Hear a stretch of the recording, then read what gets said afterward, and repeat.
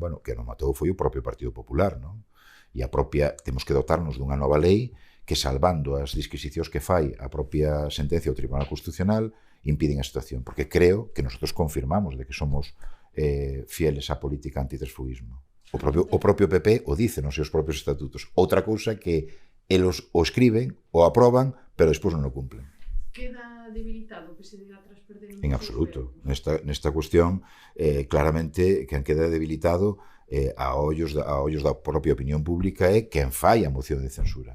Nestes casos é como nos asesinatos, a culpa non é da víctima, non? É de quen asesina, de quen ten un comportamento indigno. E eu creo que nese sentido, creo que naide en Lugo está pensando que a culpa desto foi do Partido Socialista. É claramente culpable quen incita a moción de censura e quen se vende e participa desa moción de censura. Eu non comparto as posicións de transfugismo, por tanto, nese sentido, si me opoño á posición de que se tomen en consideración os tránsfugas para unha votación dunha moción de censura, en calquera escenario.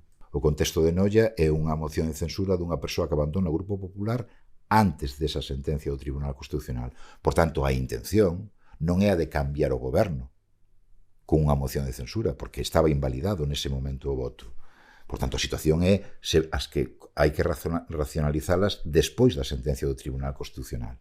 Ese concelleiro Noia votou en contra dos orzamentos do goberno de Noia, con anterioridade a esa moción de censura. Por eso digo que o contexto é moi importante e é o que marca a intencionalidade que dá o paso hacia as posicións de tránsfuga ou de non adscrito, como é o caso da señora Reigos en Lugo.